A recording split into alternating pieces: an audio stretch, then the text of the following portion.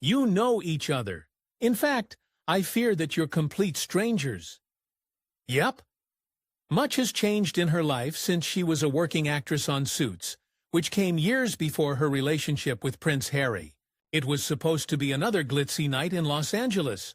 Red carpets, designer gowns, flashing cameras, and one very special activism award, set to be handed to none other than Meghan Markle. But instead of a standing ovation, Meghan got a silent cancellation. No speech, no spotlight, no seat at the table, just a quietly deleted name from the guest list, and a very loud message from LA's elite. We're done pretending. Thank you so much, Meghan. Truly privileged to be here. Let's rewind. Meghan Markle, actress turned duchess, turned lifestyle brand turned, well, whatever she's turning into now, was scheduled to be honored at the prestigious L.A. Museum Gala, an event known for celebrating genuine impact in activism, media, and culture.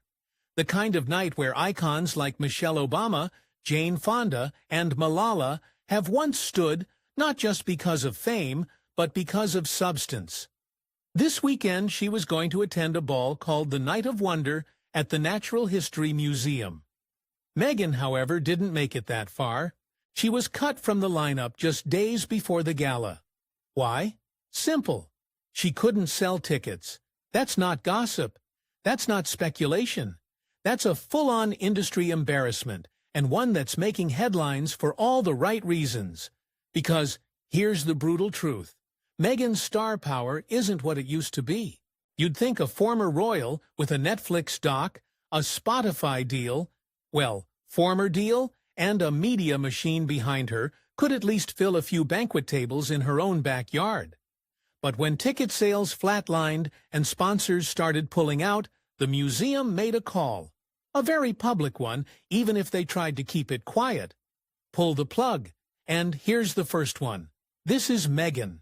According to multiple insider sources, the LA Museum had hoped Meghan's appearance would boost ticket sales, drive press coverage, and attract a high-profile crowd. They banked on her royal glow, but what they got instead was dead silence. Tables remained unsold. Buzz was non-existent. Even local donors raised eyebrows. One even asked bluntly, "Are we honoring her activism or producing a Netflix sequel?" It wasn't just the lack of ticket sales. Oh no, it got worse. Apparently, Meghan's team had been negotiating this appearance for months. We're talking full-blown PR push, red carpet demands, custom lighting cues, a highlight reel of her post-royal journey, and control over the evening's script. One planner reportedly said, "It stopped being a gala and started looking like the Meghan show." Look, every celebrity brings a little diva energy. That's expected. But this wasn't just diva. This was delusional, especially when you're not even the draw anymore. The organizers realized that giving Meghan the mic meant hijacking the night, and with zero ticket momentum to justify it, pulling her was the only option. And boy, did they pull her hard. To go to this $1,500 at her head, now let's just talk about this award that she would have really reveled in collecting and then making her oh-so-modest acceptance. Not only was she uninvited, but her name was scrubbed from the event's official page. No press release, no due-to-scheduling conflict spin, just poof, gone, like she was never there. Meanwhile, the other honorees, still listed, still attending, still selling tickets. Naturally, Meghan's camp tried to do damage control. They whispered to friendly outlets that she had graciously stepped back due to creative differences and calendar clashes. But journalists weren't buying it.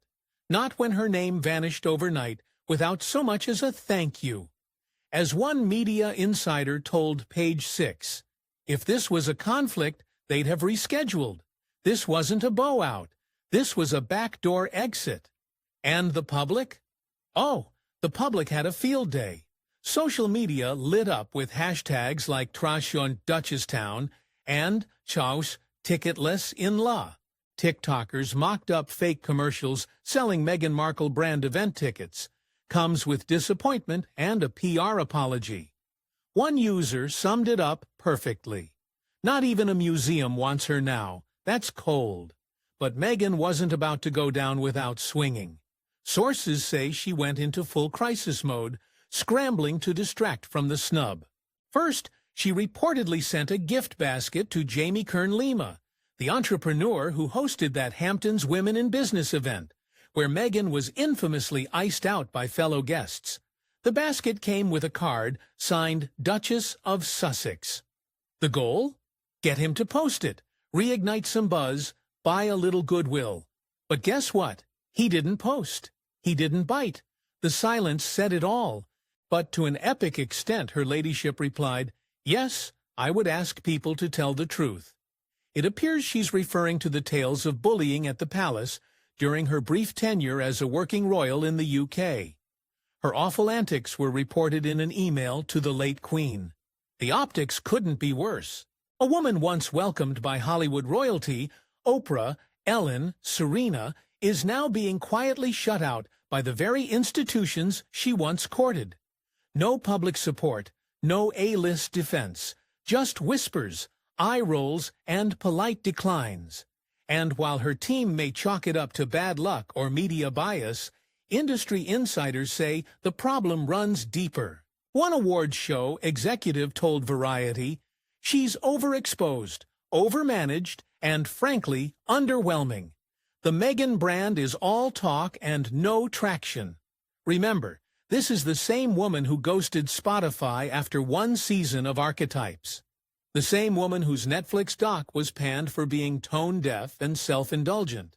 The same woman who can't seem to launch a single product, platform, or podcast without it fizzling into oblivion. At some point, the narrative runs dry.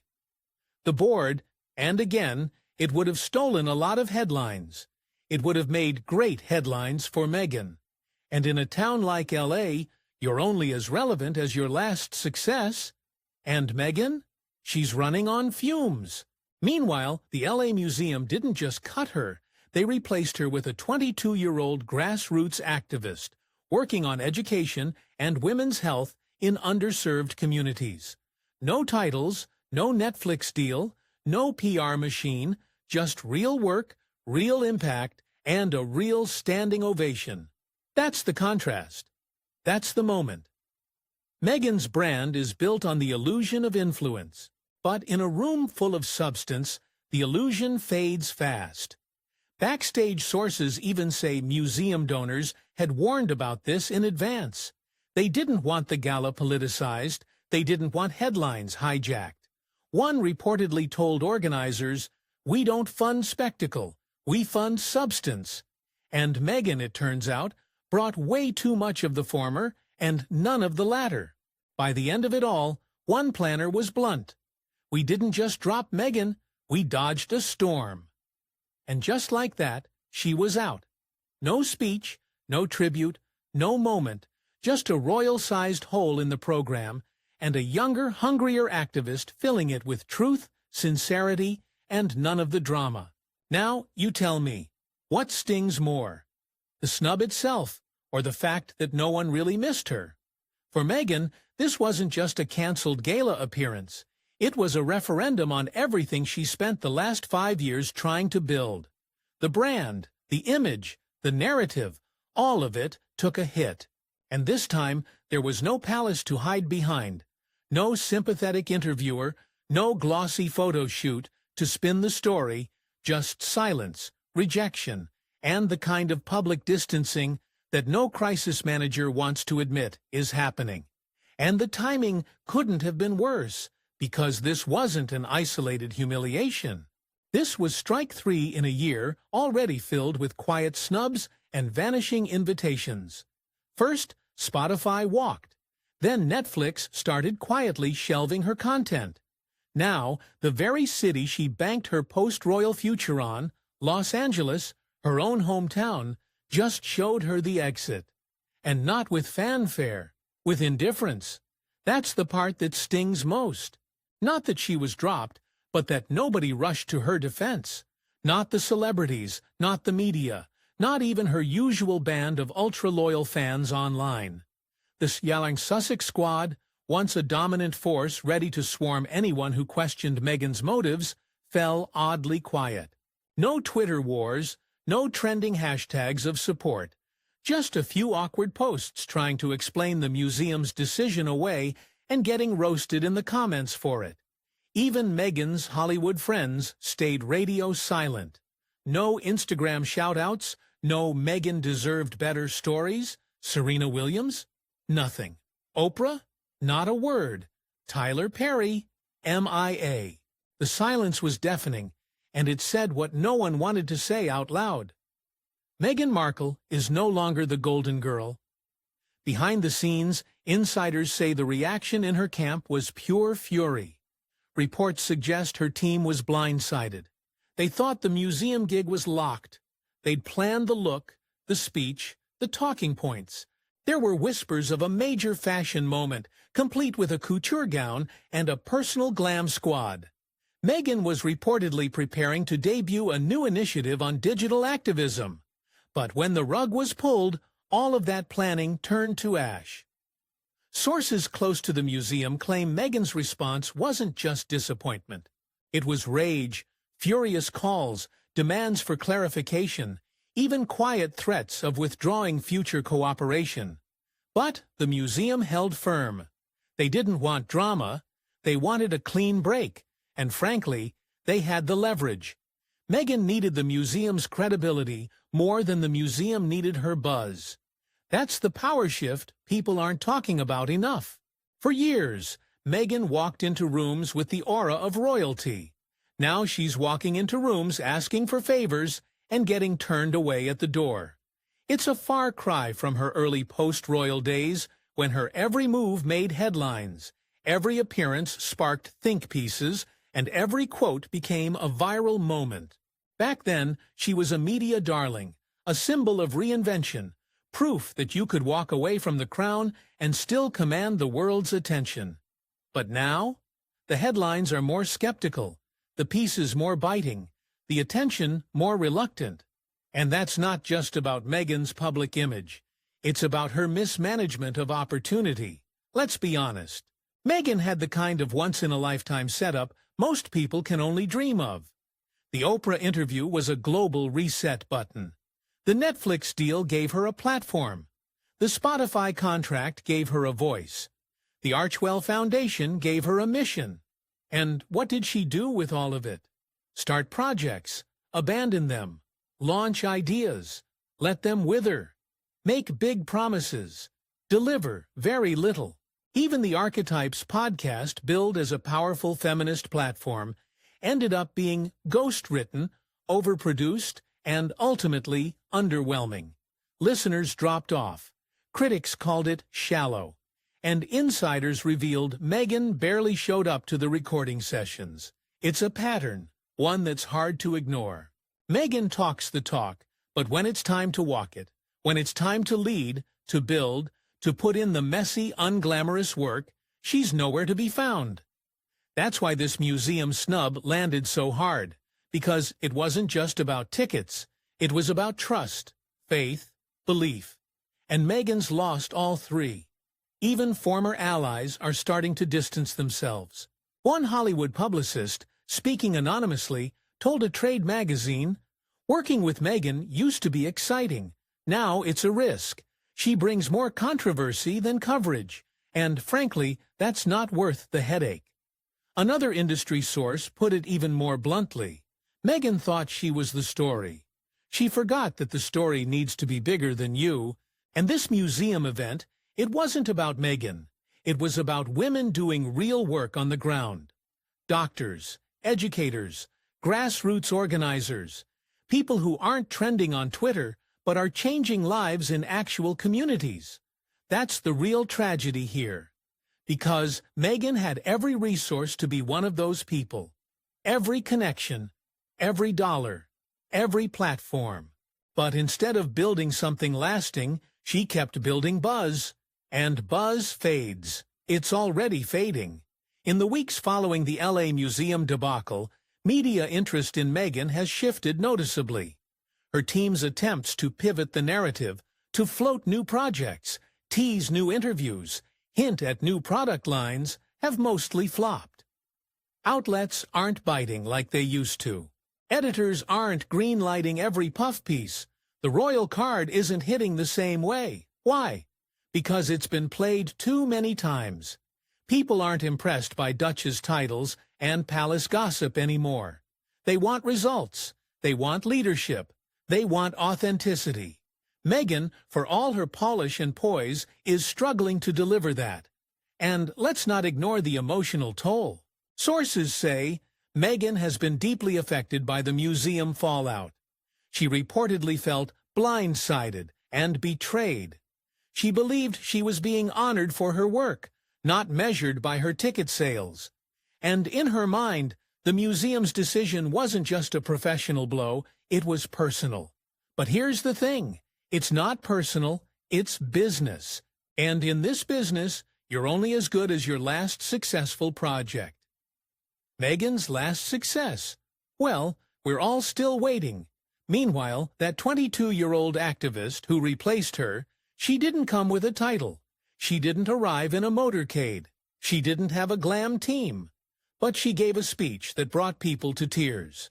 She spoke about real struggles, real solutions, and real work. And the room, filled with the same donors, sponsors, and power players who rejected Meghan, rose to their feet. That's the difference. That's the wake-up call. In a town obsessed with image, sincerity still wins. You can fake everything else, style, stories, social media followings, but you can't fake impact. And Meghan, she spent years curating a persona, carefully crafted, meticulously edited. But this latest snub revealed the cracks. The illusion shattered. Because at some point, people stop caring about the story you tell and start caring about the work you do. And when they looked at Meghan, they didn't see work. They saw promotion, performance, and an exhausting parade of PR. Now the industry is shifting. Executives are quietly saying no. Sponsors are quietly backing out. And once loyal fans, they're asking hard questions. What does Meghan actually do? Who is she without the drama, without the palace, without the press? The answers so far haven't been comforting. The most ironic part?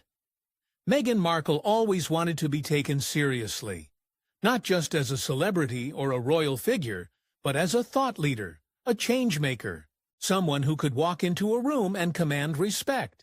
Not because of a crown, but because of her convictions. But the problem was never the vision. It was the execution. Over and over, she's proven that when the cameras are off and the scripts are put away, there's not much follow-through. No infrastructure, no longevity. Just a highlight reel of good intentions and headline-grabbing moments that fizzle just as quickly as they rise. And while the LA Museum Gala might seem like just another Hollywood event, for Meghan, it was more than that. It was her last big opportunity to reassert herself as a credible public figure in the world of advocacy and leadership. She wasn't just going to show up.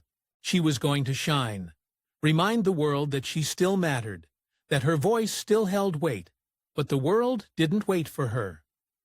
The event moved on, and that spotlight she once dominated, it found someone else. A 22-year-old activist. No glam team, no royal connection, just purpose, presence, power. The contrast was jarring. It wasn't just that Meghan was removed. It was who replaced her that sealed the message. And now, people are talking, not about the award she didn't receive, but about what it represents. A turning point, a shift in perception. Meghan's name no longer commands the same automatic respect. Instead, it raises eyebrows, prompts skepticism, sometimes even laughter. A former museum board advisor reportedly told a local journalist, Meghan thought she was walking into a coronation. What she walked into was a cold reminder that clout doesn't equal credibility. And that's what's reverberating through Hollywood, through the philanthropic world, even through some royal circles. The Meghan Markle brand is no longer a guaranteed win. It's a wild card, a risk, one that fewer and fewer people are willing to bet on. Insiders claim Meghan is now pivoting. Again, she's reportedly shopping a new lifestyle brand, tentatively titled American Riviera Orchard. The goal? A goop-style wellness and lifestyle empire. Think candles, cookbooks, herbal teas. All the visual branding is being carefully curated. Tuscan color palettes, handwritten calligraphy, rustic filters. But after the LA Museum embarrassment, the industry is asking, will anyone actually buy what she's selling? Because, let's face it, we've seen this story before. It's a very polished rollout, carefully worded mission statements, beautiful packaging. But the moment the substance is tested, things fall apart. It happened with archetypes. It happened with her children's book. It happened with the Netflix series. And now it's happened in real time with a live event that should have been her redemptive moment. This time, even the tabloids didn't have to twist the narrative. Meghan wrote it herself. And she's not the only one facing the fallout. The story, who's always stood by her side, sometimes awkwardly, sometimes defiantly, is reportedly growing uneasy.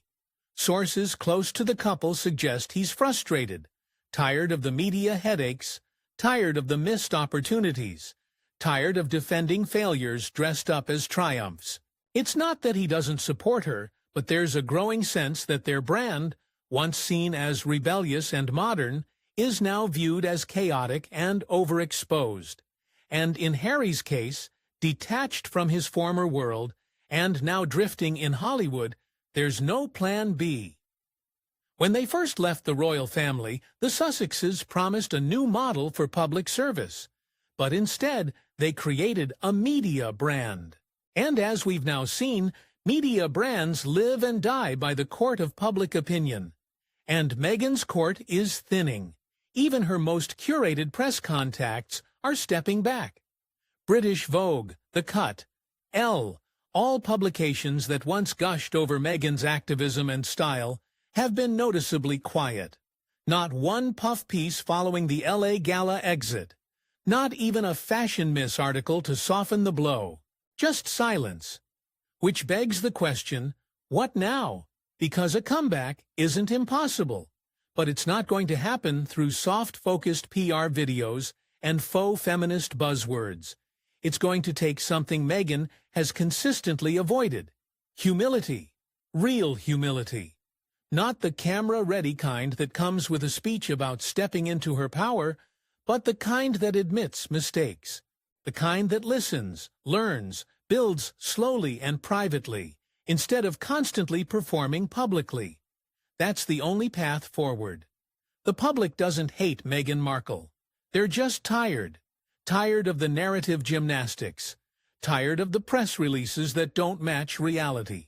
Tired of being told she's a victim of the system while she plays that system better than anyone else. And let's not pretend this is some unjust takedown. Meghan is a brilliant strategist. She knows how to shape a story. She knows how to market a brand. She's nobody's fool. But somewhere along the way, the story became bigger than the mission. And the brand swallowed the purpose. That's why the museum snub matters.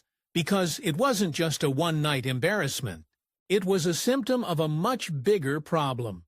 One that even Meghan's most loyal allies can't deny anymore. And if she doesn't face that soon, this won't be the last award that slips through her fingers. Already we're seeing signs that Meghan is fading from the spotlight.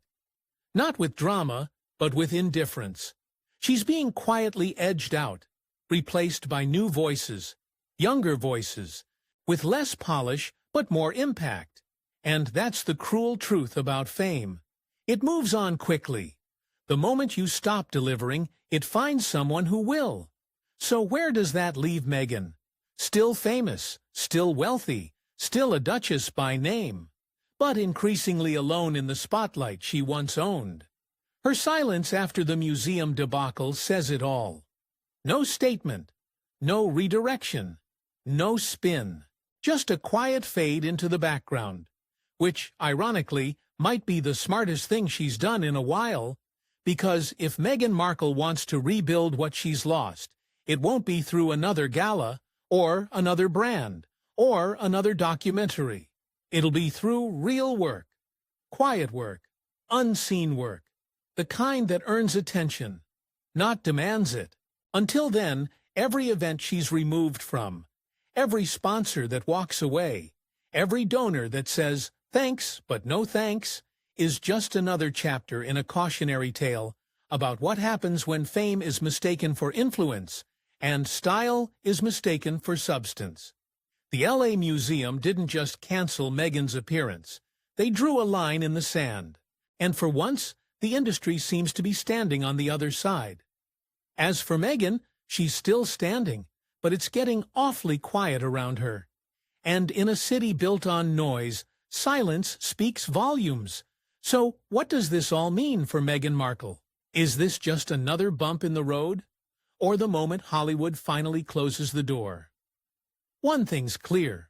The title of Duchess might still shine in headlines, but behind the scenes, that shine is starting to wear thin. Because when even a museum gala says, "No thanks," it's not just about ticket sales. It's about trust, relevance, and reputation. Let us know what you think in the comments. Is Meghan being unfairly targeted? Or is this the fallout of too much spin? Not enough substance? Don't forget to like, subscribe, and hit the bell icon so you don't miss the next deep dive into the stories behind the headlines. Because in Hollywood, the spotlight never stays still for long. See you in the next one.